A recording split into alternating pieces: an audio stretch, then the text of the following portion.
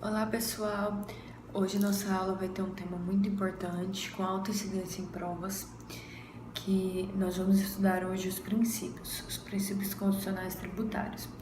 Antes de adentrarmos aos princípios tributários especificamente, vamos só relembrar o conceito de princípio. Princípios são regras que servem para a interpretação das normas jurídicas. Elas são, como alguns doutrinadores costumam dizer, a viga do direito. Ela orienta todo o estudo e toda a interpretação das normas. Através dela nós temos uma base para podermos, através dos princípios nós temos uma base para poder aplicar as normas legais. Os princípios eles podem ser implícitos, eles podem ser explícitos. E no âmbito tributário, os princípios eles são explícitos e específicos. Eles se encontram lá no artigo 150 da Constituição Federal.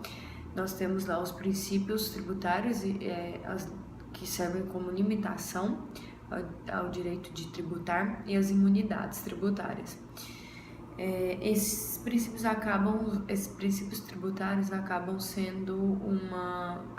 eles são uma garantia ao contribuinte, pois eles limitam a forma de tributar dos entes públicos, eles impedem uma tributação arbitrária por meio deles.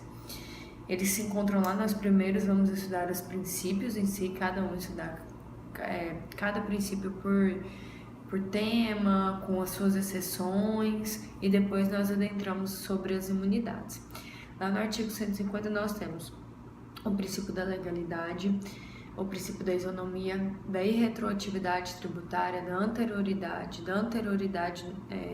Essa se divide em anterioridade anual e nonagesimal, o princípio do não confisco, da vedação do não confisco, da livre circulação de pessoas e bens no território, da uniformidade geográfica, da capacidade contributiva, da transparência dos impostos, da seletividade.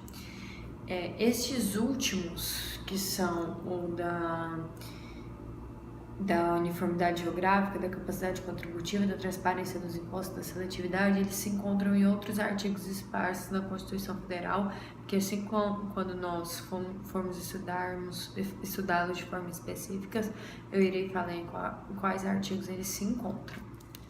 Nessa aula nós vamos estudar o princípio da legalidade e o princípio da isonomia. Lá no inciso 1 do artigo 150, estabelece ser vedado à União, aos Estados e aos municípios instituírem ou aumentarem tributos, senão mediante lei. Isso é uma garantia atribuída ao contribuinte pela Constituição Federal como um meio de impedir que ele seja tributado ou que um tributo que já exista seja majorado sem ser por meio de lei. O que acontece é que quem vai criar as leis são os representantes do povo. Então, indiretamente, quem está criando a tributação do país somos nós que elegemos os nossos deputados, os nossos senadores e os colocamos lá para criar, instituir ou majorar os tributos que nós vamos pagar.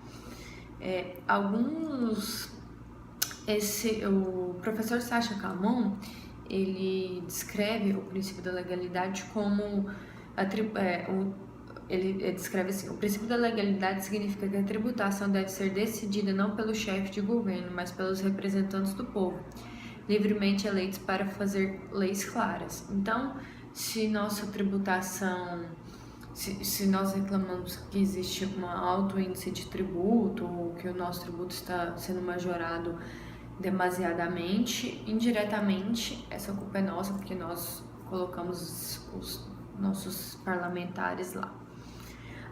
Na Constituição, a própria Constituição, ela traz algumas exceções a esse princípio da legalidade.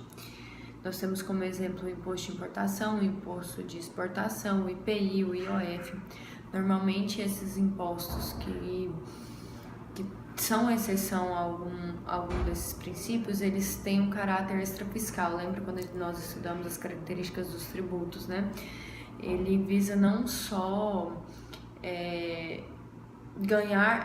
arrecadar dinheiro aos cofres públicos, e sim regularizar o mercado, ou ele tem um caráter além do fiscal, como os impostos que eu acabei de citar, que eles podem ter suas alíquotas majoradas através de decretos ou de outros atos normativos administrativos.